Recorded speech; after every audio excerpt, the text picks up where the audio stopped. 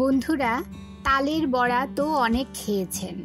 একবার এইভাবে পাকা তালের নরম তুলতুলে পিঠে বানিয়ে খেয়ে দেখুন, বারবার খেতে চাইবেন। মুখে দিলেই মিলিয়ে যায়, খেতে লাগে অমৃত সম। নমস্কার বন্ধুরা, মনিকাস ফুড খাজানাতে সবাইকে স্বাগত জানিয়ে শুরু করছি আমার আজকের রেসিপি। ভিডিওটি স্কিপ না করে শেষ পর্যন্ত দেখুন। আশা করছি আজকের রেসিপি সবার খুব ভালো লাগবে। তালের পিঠে তৈরি করার জন্য আমি এখানে একটি মিডিয়াম সাইজের কালো পাকা তাল নিয়েছি। তালের ওপরের মাথাটা খুলে নিলাম। দেখুন, হালকা করে টান দেওয়ার সঙ্গে সঙ্গেই মাথাটা খুলে এসেছে। এবারে তালের খোসা ছাড়িয়ে নেব। বন্ধুরা, তাল দু রকমের হয়, একটা লালচে বাদামি রঙের ও আরেক ধরনের তাল হয় কালো কুচকুচে। সব সময় কালো রঙের তাল নেবেন, এই ধরনের তাল খুব মিষ্টি হয়। তালের খোসা ছাড়িয়ে নিয়েছি। এবারে একটা বড় পাত্রে তালের আটিটা খুলে নেব। এখানে আমার দুটো তালের আটি হয়েছে। সামান্য জল দিয়ে জল ছিটকে দেব, যাতে তালের পাল্পটা বের করতে ছাড়াতে সুবিধে হয়। এবারে একটা গ্রেটারের সাহায্যে তালের পাল্প বের করে নেব। অনেকে অনেকভাবে তালের পাল্প বের করে থাকেন, আমি এই গ্রেটার দিয়ে তালের পাল্প বের করে নেব। আপনারা চাইলে বাঁশের ঝুড়ি বা প্লাস্টিকের ঝুড়ি দিয়েও তালের পাল্পটা বের করতে পারেন। বন্ধুরা, গ্রেটার দিয়ে তালের পাল্প বের করে নেওয়ার পর এই পাল্পটাকে একটা চালনিতে চেলে নিতে হবে, বা আপনাদের কাছে যদি নেট থাকে, মশারির নেট থাকে, সেই নেট দিয়েও আপনারা এই তালের পাল্পটা চেলে নিতে পারেন। এতে করে তালের পাল্পের মধ্যে যে আঁশগুলো আছে, সে আঁশগুলো আর তালের পাল্পের মধ্যে থাকবে না। আপনারা অবশ্যই তালের পিঠেটা তৈরি করার আগে পাল্পটা চেলে নেবেন। বন্ধুরা, তালের পাল্পটা চেলে নেওয়ার পর আমি এই তালের পাল্পটা একটা সুতির কাপড়ে মুড়ে সারা রাত ঝুলিয়ে রেখেছিলাম। এতে করে তালের মধ্যে যে এক্সট্রা জল আছে সেটা ঝরে পড়ে গেছে। অনেক সময় দেখা যায় কি অনেক তাল তেতো লাগে, তো এই সারা রাত তালের পাল্প ঝুলিয়ে রাখার ফলে সেই তেতো জলটা বের হয়ে যায়। এই যে দেখুন, আমি একদম পিওর তালের পাল্প পেয়ে গেছি। এটা আমি এবার একটা বাটিতে তুলে নেব। এবারে গ্যাসের চুলায় একটা কড়াই বসিয়ে তালের পাল্পটা কড়াইতে দিয়ে দিলাম। সামান্য নেড়ে নিয়ে দিয়ে দিলাম হাফ চামচ নুন। নুন দিলে পিঠেটা খেতে খুব ভালো হয়, তাই সামান্য একটু নুন দিয়ে দিলাম। নেড়ে চেড়ে ভালো করে মিশিয়ে নিয়ে এবারে দিয়ে দেব 3 টেবিল চামচ কুড়ুনো নারকেল। নারকেল কুড়ু দিয়ে তালের পাল্পের সঙ্গে কিছুক্ষণ নেড়ে নেব। মিডিয়াম ফ্লেমে 1 মিনিট তালের পাল্পটাকে পাক দিয়ে নেব। এবারে এতে দিয়ে দিলাম 1 বাটি নর্মাল টেম্পারেচারে রাখা গরুর দুধ।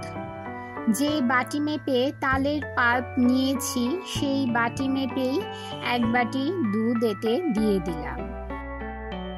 আপনারা দুধের পরিবর্তে জল অথবা পাউডার দুধও গুলে এতে দিতে পারেন। নেড়ে চেড়ে ভালো করে মিশিয়ে নেব। নাড়তে নাড়তে মিশ্রণটা যখন ঘন হয়ে আসবে, দিয়ে দেব সুজি। আমি এখানে হাফ কাপ সুজি নিয়েছি। সুজিটা আমি পুরোটা একবারে দেব না, অল্প অল্প করে সুজি দেব আর নাড়তে থাকবো। নেড়ে এর সঙ্গে ভালো করে মিশিয়ে নেব।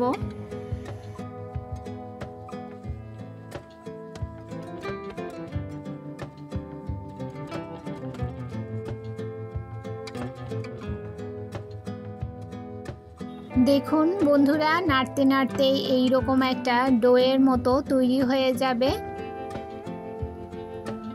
এবারে আমি গ্যাসের ফ্লেমটা বন্ধ করে দেব আর এই মিশ্রণটাকে, তাল আর সুজির এই মিশ্রণটাকে কড়াই থেকে নামিয়ে একটা পাত্রে নামিয়ে ঠান্ডা করে নেব। মিশ্রণটা একটা থালায় নামিয়ে নিলাম। এবারে ঠান্ডা হওয়ার জন্য থালায় মিশ্রণটা আমি ছড়িয়ে দেব যাতে তাড়াতাড়ি ঠান্ডা হয়ে যায়। 10 মিনিটের জন্য আমি এই মিশ্রণটাকে একটা সাইডে রেখে দিচ্ছি। মিশ্রণটা ঠান্ডা হতে হতে এদিকে একটা শিরা তৈরি করে নেব। গ্যাসের চুলায় কড়াই বসিয়ে দিয়ে দিলাম 1 বাটি চিনি আর দিয়ে দিলাম 1.5 বাটি জল। যে বাটি মেপে চিনি নিয়েছিলাম সেই বাটি মেপেই আমি 1.5 বাটি জল দিয়ে দিলাম। আর দিয়ে দিলাম 3টে ছোট এলাচ মুখ ফাটিয়ে দিয়ে দিলাম। এতে করে এর মধ্যে একটা খুব সুন্দর ফ্লেভার আসবে। চিনিটাকে জলের সঙ্গে নেড়ে চেড়ে মিশিয়ে নেব। মিডিয়াম ফ্লেমে আমি চিনির শিরাটা তৈরি করে নেব। 1 তার বা 2 তার শিরা তৈরি করার প্রয়োজন নেই, একদম পাতলা একটা শিরা তৈরি করে নেব। চিনি মেল্ট হয়ে গেলেই গ্যাসের ফ্লেম বন্ধ করে দেব। চিনির শিরা তৈরি করতে করতে এইদিকে দেখুন তালের মিশ্রণটাও ঠান্ডা হয়ে গেছে। আমি এবার ভালো করে মিশ্রণটা আরও একবার ডলে নিচ্ছি, এতে করে পিঠেগুলো খুবই মসৃণ হবে। এবারে হাতে সামান্য তেল মেখে নিয়ে ডো থেকে অল্প অল্প করে মিশ্রণ নিয়ে লম্বা লম্বা করে চুষি পিঠার মতো শেপ দিয়ে দেব। আপনারা আপনাদের পছন্দ মতো যে কোনো শেপে পিঠাগুলো তৈরি করতে পারেন। চুষি পিঠাগুলো একটু ছোট হয়, আমি এই পিঠেগুলো একটু বড় করে তৈরি করলাম। দেখুন এইভাবে আমি সমস্ত পিঠেগুলো তৈরি করে নিয়েছি। এবারে পিঠেগুলো ভাজার জন্য কড়াইতে পরিমাণ মতো তেল গরম করে নিয়েছি। প্রথমে খুব ভালো করে তেলটাকে গরম করে নিতে হবে, তারপর অল্প অল্প করে আমি পিঠেগুলো গরম তেলে দিয়ে দেব। একসঙ্গে সমস্ত পিঠে ভাজা যাবে না, একসঙ্গে ভাজলে ভেঙে যাওয়ার সম্ভাবনা থাকে, তাই অল্প অল্প করে পিঠেগুলো ভেজে নিতে হবে। পিঠেগুলো দেওয়ার পর মিডিয়াম ফ্লেমে উল্টে পাল্টে 2 মিনিট পিঠেগুলো ভেজে নেব।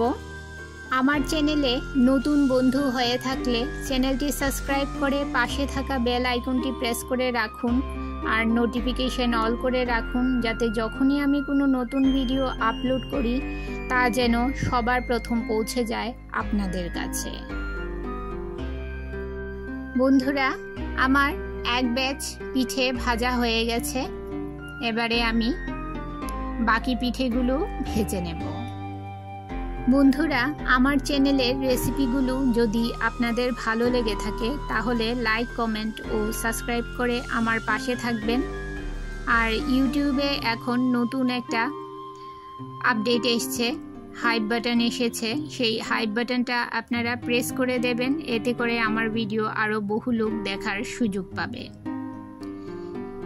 পিঠেগুলো ভেজে তুলে নিয়ে আমি যে চিনির শিরাটা তৈরি করে রেখেছিলাম তাতে এই গরম গরম পিঠেগুলো দিয়ে দেব।